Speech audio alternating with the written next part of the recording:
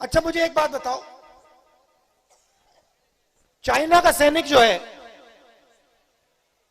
वो 4 साल का अग्निवीर नहीं है, उसकी ट्रेनिंग 10, 15, 20 साल की है। और हमारे जवान को आप 4 साल की 6 महीने की ट्रेनिंग दे रहे हो। जब लड़ाई होगी उस साइड 10, 15 साल की ट्रेनिंग और इस साइड 6 महीने की ट्रेनिंग, कैसी देशभक्ति है ये? इसका नतीजा आप सब समझ जाओ।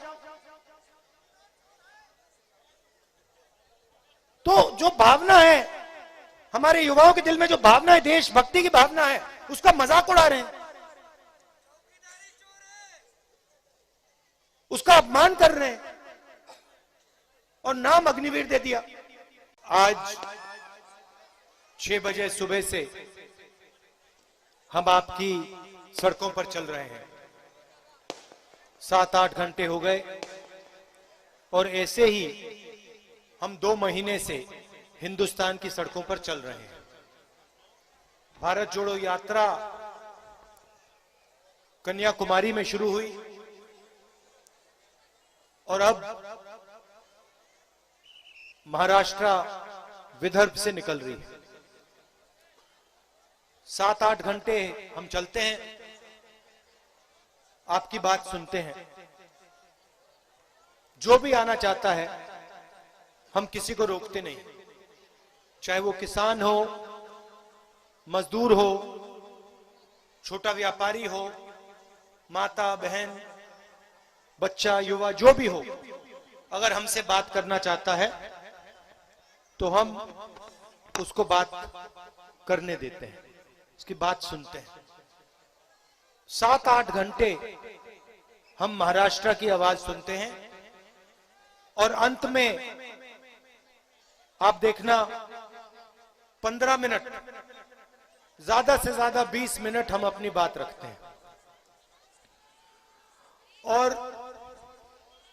आपसे बहुत सीखने को मिलता है। आमतौर से राजनेता आते हैं, हवाई जहाज से आते हैं, हेलीकॉप्टर से आते हैं, गाड़ी से आते हैं, 1-2 घंटा भाषण करते हैं, मन की बात रखते हैं।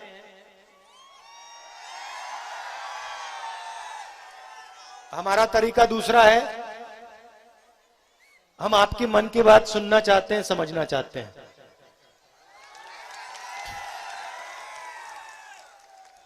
तो सबसे पहले मैं आपका धन्यवाद करना चाहता हूं। देखिए 3500 किलोमीटर चलना, वे थोड़ा पीछे हो जाए, 3500 किलोमीटर नहीं, वो मुझे दिखाई नहीं दे रहे थे। 3500 किलोमीटर चलना इतना आसान नहीं होता है, मगर दिन भर आप लोगों की शक्ति, आप लोगों का प्यार, आप लोगों का भरोसा अगर किसी भी व्यक्ति को मिले तो 3500 क्या वो 10, 15, 20 हजार किलोमीटर चल जाएगा। और आप देखिए, मेरा चेहरा देखिए, ये हमारे नेताओं का चेहरा देख लीजिए, सब मुस्कुरा रहे हैं। कोई थका तो नहीं लग रहा ना? क्यों? क्योंकि हम अपनी शक्ति का प्रयोग नहीं कर रहे हैं, हम आपकी शक्ति का प्रयोग कर रहे हैं। आपकी शक्ति हमारे को मदद कर रही है, आपकी शक्ति हमारे को श्रीनगर तक पहुंचाएगी। और ये हमारा जो तिरंगा है, दिनेश जी इसको लाइए सामने, इसको थोड़ा ऊपर दिखाओ।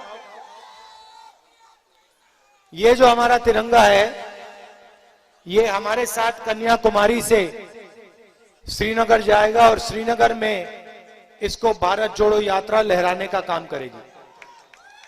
और कोई भी शक्ति इस यात्रा को श्रीनगर से पहुंचने तक नहीं रोक सकती। तो आपका दिल से धन्यवाद करना चाहता हूं।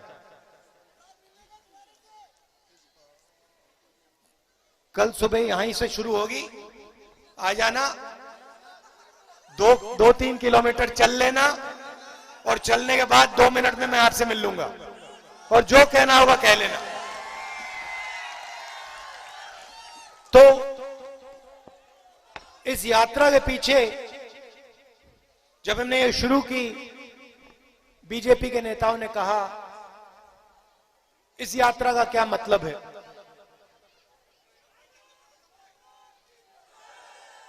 क्या मतलब है, तो मैं उनको खैर नहीं, आपको इस यात्रा का मतलब और लक्ष्य 2 लाइन में 2 मिनट में बता देता हूं। देखिए, हर प्रदेश में, चाहे वो केरला हो, महाराष्ट्र हो, हर प्रदेश को उस प्रदेश के, देश के महापुरुषों ने रास्ता दिखाने का काम किया था। सही बात है। महाराष्ट्र को और हिंदुस्तान को, सिर्फ महाराष्ट्र को नहीं, हिंदुस्तान को छत्रपति शिवाजी महाराज, बाबा साहब अंबेडकर, महात्मा फूले, साहू जी महाराज, इन्होंने रास्ता दिखाने का काम किया था। सही। अब आप मुझे बताओ, इनमें से किसी ने नफरत फैलाने की बात की थी? क्या शिवाजी महाराज ने यह कहा था कि गरीबों को मारना है, कुचलना है? नहीं। अंबेडकर जी ने, फूले जी ने, साहू महाराज जी ने, शिवाजी महाराज जी ने जोड़ने की बात की थी, भाईचारे की बात की थी, नफरत की बात तो नहीं की ना। तो यही इस यात्रा का लक्ष्य, जो उन्होंने कहा, हम कोई नई चीज नहीं कह रहे हैं कि हमने कोई नई चीज सोच ली, हम कोई नई चीज नहीं कह रहे हैं। जो छत्रपति शिवाजी महाराज ने कहा, वो ये यात्रा कर रही है। जो अंबेडकर जी ने कहा, अंबेडकर जी ने क्या कहा? अंबेडकर जी ने कहा, सबसे पहले क्या दिया अंबेडकर जी ने? संविधान जी दिया। और उन्होंने कहा, हर हिंदुस्तानी से कहा, संविधान की रक्षा करो। सही बात। यह यात्रा संविधान की रक्षा कर रही है। ये जो 3500 किलोमीटर हम चल रहे हैं, कॉन्स्टिट्यूशन की रक्षा करने के लिए हम चल रहे हैं।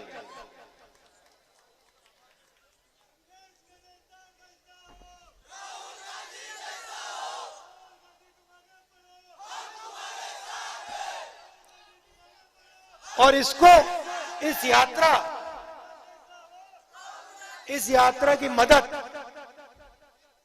आप लोग कर रहे हो। इसका मतलब, जो शिवाजी महाराज जी ने कहा, जो अंबेडकर जी ने कहा, जो साहू महाराज जी ने, फूले जी ने कहा, वही काम आप सब कर रहे हो। जब आप हमारी मदद कर रहे हो, जब आप हमारे साथ चल रहे हो, ये काम आप कर रहे हो। अब देखिए, दूसरी चीज बताता हूं। अब ये यात्रा कितने दिन? 70 दिन हो गए तकरीबन, 70 दिन हो गए। और इस यात्रा में लाखों लोग चले हैं, लाखों चले हैं।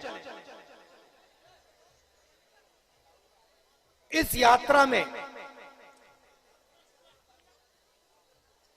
आपने कहीं भी हिंसा देखी?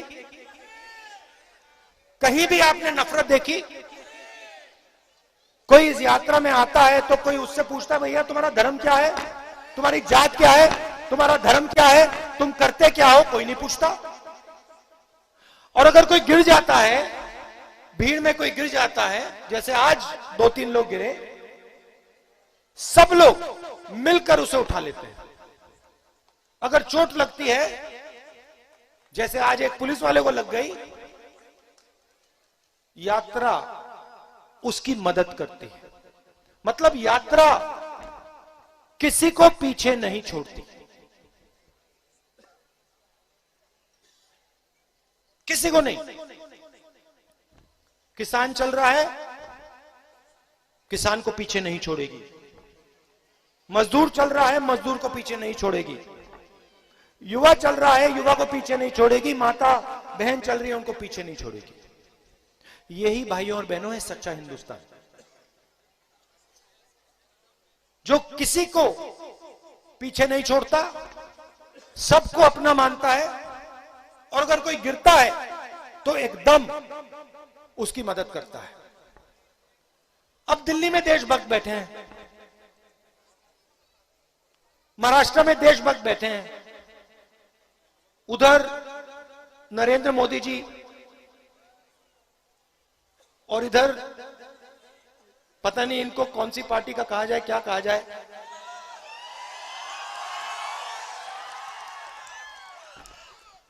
अब ये अपने आप को देशभक्त कहते हैं। अब मैं आपसे सवाल पूछता हूं, आप सबके पास परिवार हैगा?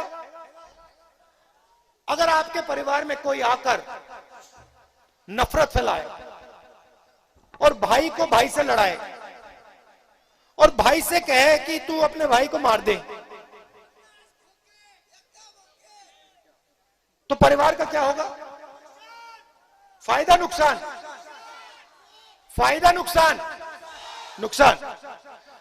तो अगर परिवार को तोड़ने से परिवार का नुकसान होगा, परिवार में नफरत फैलाने से परिवार कमजोर होगा, भाई भाई को मारता है तो परिवार कमजोर होता है, तो फिर अगर भाई भाई को मारेगा, देश में हिंसा फैलेगी, तो देश कैसे मजबूत होगा? कमजोर होगा ना। अच्छा, एक और बात बताओ, अगर परिवार में जो परिवार को भोजन खिलाता है, जो परिवार की रीढ़ की हड्डी होती है, अगर आपने उसको भूखा मार दिया तो परिवार का क्या होगा?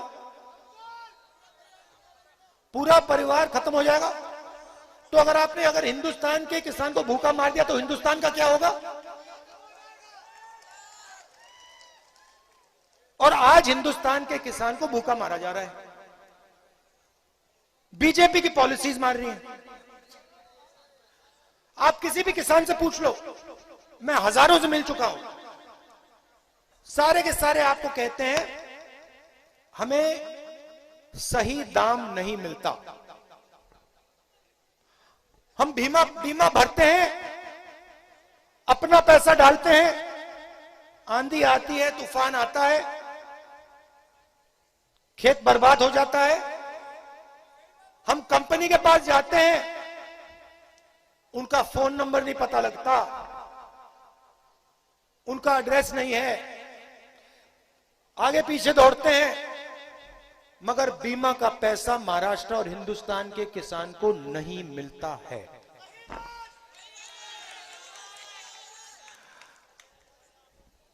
और जैसे ही किसान की फसल होती है, जैसे ही बेचने का टाइम आता है, वैसे ही हिंदुस्तान की सरकार एक्सपोर्ट इंपोर्ट पॉलिसी को बदल देती है और किसान का जो दाम होता है उसको गिरा देती है। ठीक है, और आगे चलते हैं। किसान को डीजल की जरूरत होती है, पेट्रोल की जरूरत होती है, गैस की जरूरत होती है खाना पकाने के लिए। गैस का क्या दाम था यूपीए के समय? 400 रुपए। आज क्या है? 1200। पेट्रोल का क्या दाम था? 60 रुपए। आज क्या है? डीजल का क्या था? आज क्या है? यह पैसा किसकी जेब से निकल रहा है? किसान के जेब से निकल रहा है। तो इनका पूरा का पूरा लक्ष्य, जो देश की रीढ़ की हड्डी है, देश को भोजन देता है, 24 घंटा काम करता है, सबसे पहला इनका लक्ष्य उसकी रीढ़ की हड्डी तोड़ने का है।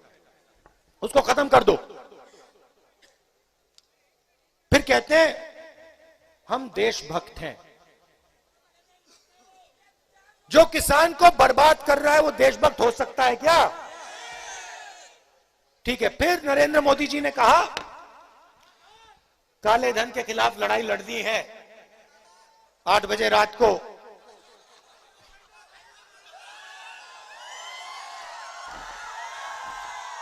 एक घंटा बचा है। 1 घंटे बाद उन्होंने कहा, टीवी पे आके कहा, भाई और बहनों, मैं 500 रुपए और 1000 रुपए का नोट रद्द करने जा रहा हूं। अब देखो, उस टाइम कहा था काले धन को मिटा दूंगा।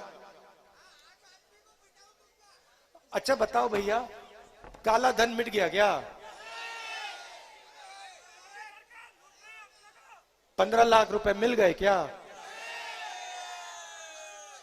ये जो नोटबंदी की इन्होंने और ये जो गलत जीएसटी लागू की है, ये पॉलिसी नहीं है। मनरेगा पॉलिसी थी, भोजन का अधिकार पॉलिसी थी, ये पॉलिसी नहीं है। ये जो 2 कानून बनाए इन्होंने, ये जो हमारे छोटे व्यापारी हैं, जो स्मॉल और मीडियम साइज बिजनेस वाले हैं, इनको मारने के हथियार हैं। आप एक काम करना, मीटिंग के बाद जब आप चाय की दुकान में जाओगे, वहां पे आप पूछना, या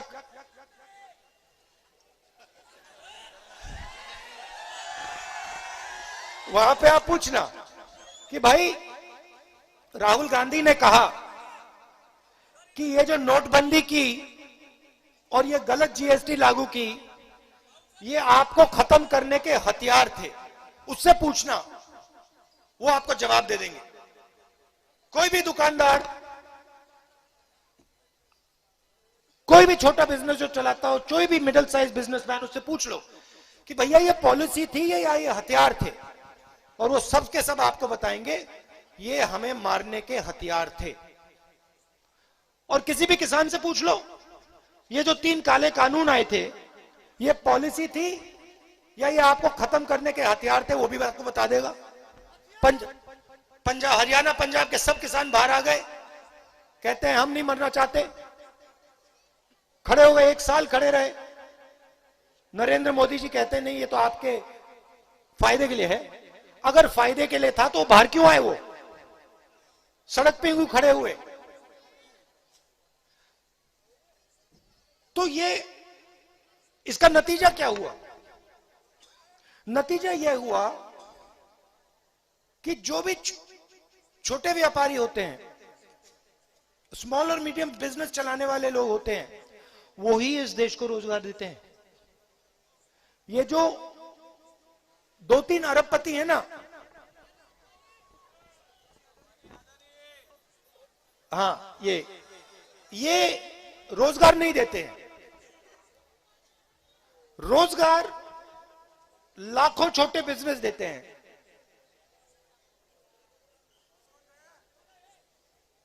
इन्होंने क्या किया? इन 2 हथियारों से ये जो रोजगार की रीढ़ की हड्डी थी, इसको तोड़ दिया। और नतीजा क्या है? नतीजा है कि मैं कन्याकुमारी से यहां तक आया हूं, और यहां पे जो भी युवा मुझे मिलता है, वो कहता है भैया मैं बेरोजगार हूं, मुझे रोजगार नहीं मिला। कहते हैं मैं इंजीनियरिंग पढ़ी मैंने, मुझे मजदूरी करनी पड़ रही है। डॉक्टर बनना चाहता था, कोई आर्मी में जाना चाहता था, सब रास्ते नरेंद्र मोदी जी ने बंद कर दिए।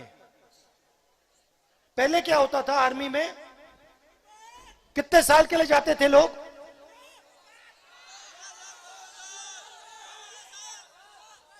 15। क्या होता था? 15 साल जाते थे, जॉब सिक्योरिटी मिलती थी, पूरी जिंदगी वो देश की रक्षा करते थे। उनकी ट्रेनिंग 15 साल की ट्रेनिंग होती थी। अब नरेंद्र मोदी जी ने क्या कहा, देश के युवाओं को कहा, भैया एक काम करो, 6 महीने की ट्रेनिंग लो और 4 साल आर्मी में काम करो,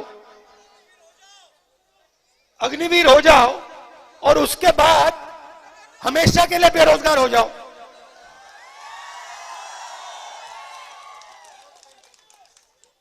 अब देखिए, युवा के दिल में भावना है, देश की रक्षा की भावना है, और आप उससे कह रहे हो कि 6 महीने ट्रेनिंग करो, 4 साल आर्मी में जाओ और फिर अपनी पूरी जिंदगी बेरोजगारी में काटो, और फिर कहते हैं भाई हम तो देशभक्त हैं। अच्छा, मुझे एक बात बताओ, चाइना का सैनिक जो है वो 4 साल का अग्निवीर नहीं है, उसकी ट्रेनिंग 10, 15, 20 साल की है, और हमारे जवान को आप 4 साल की 6 महीने की ट्रेनिंग दे रहे हो। जब लड़ाई होगी उस साइड 10, 15 साल की ट्रेनिंग और इस साइड 6 महीने की ट्रेनिंग, कैसी देशभक्ति है ये? इसका नतीजा आप सब समझ जाओ। तो जो भावना है हमारे युवाओं के दिल में, जो भावना है, देशभक्ति की भावना है, उसका मजाक उड़ा रहे हैं, उसका अपमान कर रहे हैं और नाम अग्निवीर दे दिया। पहले क्या होता था, जो गरीब लोग थे, पिछड़े लोग थे, दलित, आदिवासी, उनके लिए रोजगार का एक और रास्ता था जिसको हम पब्लिक सेक्टर कहते हैं। BHEL, HAL, हिंदुस्तान रेलवेज, ये सब रोजगार के रास्ते थे। अब नरेंद्र मोदी जी की सरकार क्या कर रही है, इन सबको उन्हीं 2-3 लोगों के हवाले कर रही है। रेलवे को प्राइवेटाइज कर रहे हैं, BHEL को प्राइवेटाइज कर रहे हैं, तेल की कंपनी को प्राइवेटाइज कर रहे हैं, तो वो भी रास्ता बंद कर दिया। एक तरफ बेरोजगारी, दूसरी तरफ महंगाई, पेट्रोल के दाम बढ़ रहे हैं, डीजल के दाम बढ़ रहे हैं, गैस के दाम बढ़ रहे हैं, किसान को सही दाम नहीं मिलता, बेरोजगारी फैल रही है, और पूरा का पूरा फायदा 2-3 उद्योगपतियों को। उन्हें जो भी चाहिए मिल जाता है। भैया, भाई और बहनों, किसान 50,000 रुपए का लोन लेने में मर जाता है।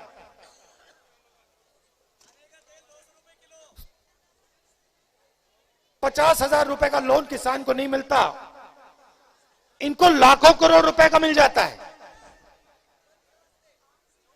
किसान का ये 1 रुपया कर्जा माफ नहीं करते, उनका ये लाखों करोड़ रुपए कर्जा माफ कर देते हैं।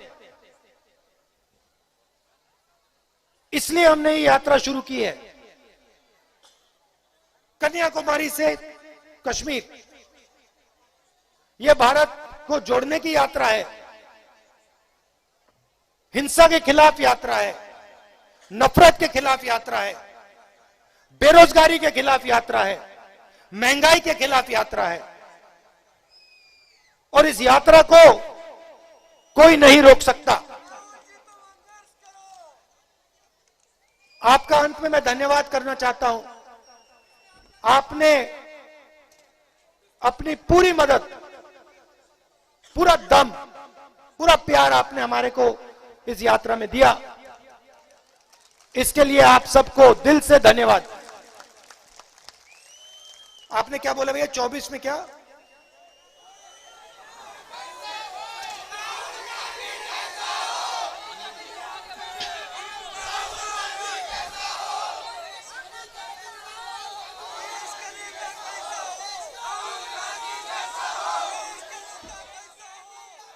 आप सबका